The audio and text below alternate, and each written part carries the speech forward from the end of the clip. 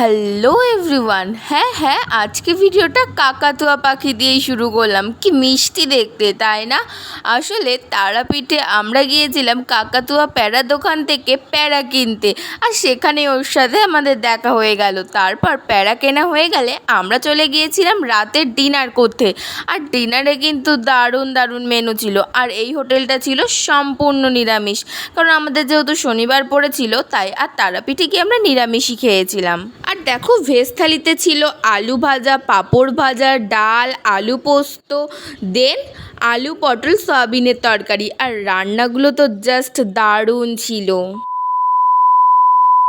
তারাপীঠের ভিডিও কিন্তু আমি আমার চ্যানেলে অনেক আগেই পোস্ট করে দিয়েছি, যারা যারা দেখোনি তারা কিন্তু তাড়াতাড়ি গিয়ে দেখে আসতে পারো। হ্যাঁ, এই ভিডিওটা ছাড়তে হয়তো একটু বেশি লেট হয়ে গেছে, কিন্তু কি করব বলো, কাজের এত চাপ, এদিকে ভিডিও শ্যুট করা, ভিডিও এডিটিং করা, তো তার মাঝখানে ভিডিও পোস্ট করা একটা বিশাল ব্যাপার। তো যাই হোক, এইসব কথা বাদ দাও। আর এই ভিডিওটা ছিল যেদিন আমরা তারাপীঠ থেকে গিয়েছিলাম বোলপুর শান্তিনিকেতনের সাইট সিন দেখতে। তো চলো বেশি বকবক না করে ভিডিওটা শুরু করা যাক। তারপর দেখো, আমরা কিন্তু তারাপীঠ থেকে বেরিয়ে রামপুরহাট স্টেশনে চলে এসেছি, আর এদিকে মামা গেছে টিকিট কাটতে আমাদের জন্য। আর আমরা কিন্তু রামপুরহাট স্টেশন থেকে ট্রেনে উঠেই পড়েছি বোলপুর যাওয়ার জন্য, কারণ আমরা যেতে চলেছি শান্তিনিকেতনে। আর আমি ভীষণ এক্সাইটেড শান্তিনিকেতনে যাওয়ার জন্য। 1,000 years later. আমরা কিন্তু এই ট্রেনটা থেকে নামলাম, এই দেখো বোলপুর স্টেশন। এটা কি হচ্ছে? আমরা কিন্তু ফাইনালি হচ্ছে তারাপীঠ থেকে বোলপুরে চলে এসেছি শান্তিনিকেতন যাওয়ার জন্য। তো চলো তোমরা সঙ্গে থাকো আর দেখতে। এখন বাজে 8টা, আর এদিকে মামির ভিডিও চলছে, দেন আমারও চলছে। তো চলো, আমরা এখন যাচ্ছি শান্তিনিকেতনে। বোলপুর অলরেডি নেমে গেছে, আর এদের ট্রেনটা চলে গেল। এখন যাচ্ছি বোলপুর থেকে শান্তিনিকেতনে, আর এতটাই রোদ যে যার জন্য চোখ মুখ একদম ঢেকে নিয়েছি আমি। আরে রোদ ছিল একটু আগে, তুমি বুঝবে না। তো চলো, জয় বজরং বলি। তো চলো, মুখ ঢেকে নিয়েছি, একবার শান্তিনিকেতন থেকে আবার ভিডিওটা কন্টিনিউ করছি, ঠিক আছে? চলো।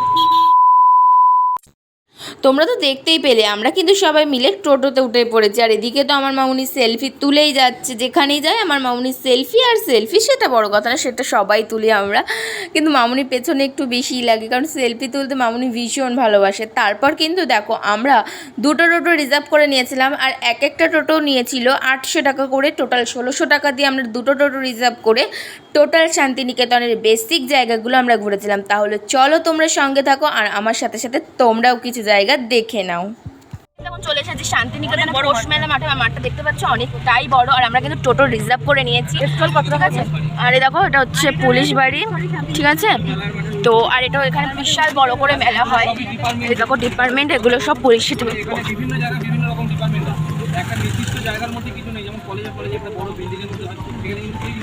শান্তশানের নাম শুনেছো? আর এখানে দেখো যে কোর্টটা রয়েছে, চারিদিকে দেখো বেদি করা, এখানে বসা যাবে। তো অ্যাকচুয়ালি যে আমরা রাস্তা মানে মেন রোড, বাট এটা কিন্তু একদমই মেন রোড না, এগুলো হচ্ছে ক্যাম্পাসের মধ্যেই পড়ে, ঠিক আছে? তো দেখো চারিদিকে এগুলো সব একটা তোমার। আর এটা হচ্ছে আশ্রম, আমরা চলে এসেছি এখন আশ্রম প্রাঙ্গণে, দেখতে পেয়েছো? তো চলো, এই বাড়িগুলো। সব থেকে বড় কথা, তোমরা পড়েছো বা জানো অনেকেই যে রবীন্দ্রনাথ ঠাকুর গাছের তলায় পড়াতো। তো এইটা কিন্তু সেই জায়গা যেখানে রবীন্দ্রনাথ ঠাকুর একমাত্র পড়াতো। তো দেখতে পাচ্ছ এই যে বেদি করা রয়েছে, এই যে, আর এই গাছের তলায় বসেই কিন্তু পড়াশোনা করা হতো। ওই যে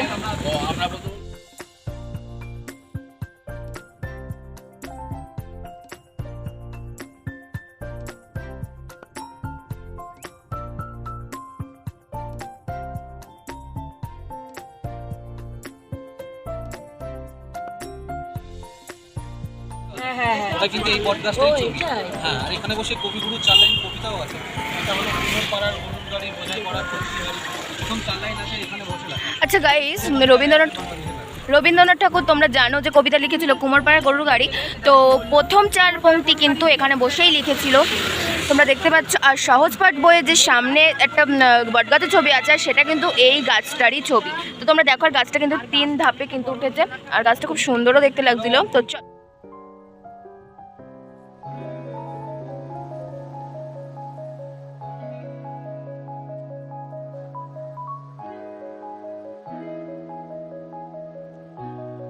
নন্দলাল বসুর বাড়ি।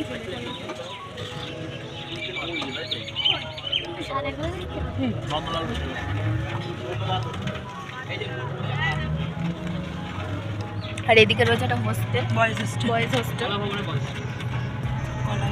ওই যে লেখা রয়েছে, নাম তো শুনেছো। আর এটা কিন্তু অমর্ত্য সেনের বাড়ি। তো দেখতে পাচ্ছ এই যে কত সুন্দর। আর দেখো এটা হচ্ছে অমর্ত্য সেনের বাড়ি।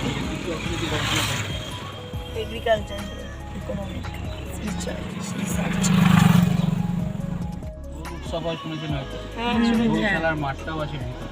সো গাইজ এটা হচ্ছে কি বলো কলের। আর এর ভেতরে শান্তিনিকেতন, সবাই জানো শান্তিনিকেতনে দোল উৎসব খুব তো ভেতরে তো যেতে পারছি না, যার জন্য দেখাতে পারলাম না তোমাদেরকে। তো চলো, এটাও কিন্তু রামকিঙ্কর বেইজেরই করা নাট্যঘর। এরকম যেটা হচ্ছে নাট্যঘর বলা হয়। আর যদি কোনো সময় ওই দেখো পড়াশোনা চলছে কিন্তু ওখানে দেখতে পাচ্ছ তোমরা, ওই দেখো পড়াশোনা করছে। হ্যাঁ, তো কত সুন্দর। এখন নিজেরা পড়ছে, টিচারও থাকবে, এদের তো নিজেদের হোস্টেল উনি এখান থেকে রায়পুরের জমিদার বাড়ি বলে একটা জায়গা ছিল, তখন উনি এখানে দোকানে ছাতিম গাছ ছিল, ছাতিম গাছের নিচে বিশ্রাম করেন। তখন ওনার এই জায়গা ভালো লাগে এবং উনি জানতে পারেন যে পুরো জায়গায় হলো আপনার রায়পুরের জমিদার। তখন উনি কী করেন, রায়পুরের জমিদার 1 টাকার বিনিময়ে 20 বিঘে সম্পত্তি। সো গাইজ এটা হচ্ছে এটা হচ্ছে মন্দির পাথর। এটা পুরোটাই কাজ দিয়ে তৈরি, ওপরে রয়েছে টালি, তোমরা দেখতে পাচ্ছ। এখানে 22শে শ্রাবণ, 25শে বৈশাখ এইসব দিনগুলোতে কিন্তু অনুষ্ঠান হয়, ঠিক আছে। তো আর এটা হচ্ছে পুরোনো পৌষমেলার মাঠ। এখানে আগে মেলা হতো।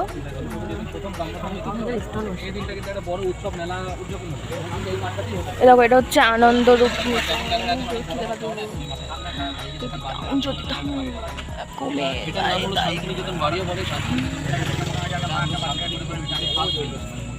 জানি না আমি তোমাদেরকে কতটা দেখাতে পেরেছি ভালোভাবে বা কতটা বোঝাতে পেরেছি।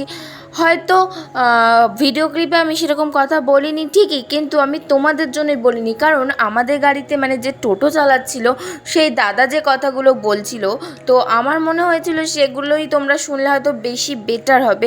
কারণ হ্যাঁ, হয়তো ভিডিওতে কথা বলিনি কারণ আমি নিজেও সেই দাদার কথা শুনছিলাম। কারণ আমি যদি না শুনি আমি নিজেও কিছু বুঝতে পারবো না, দেন পরে কাউকে সেসব কথা বলতেও পারবো না, ভিডিওতেও কিছু বলতে পারবো না। তার জন্য আমি ভিডিওতে সেরকম কথাই বলিনি।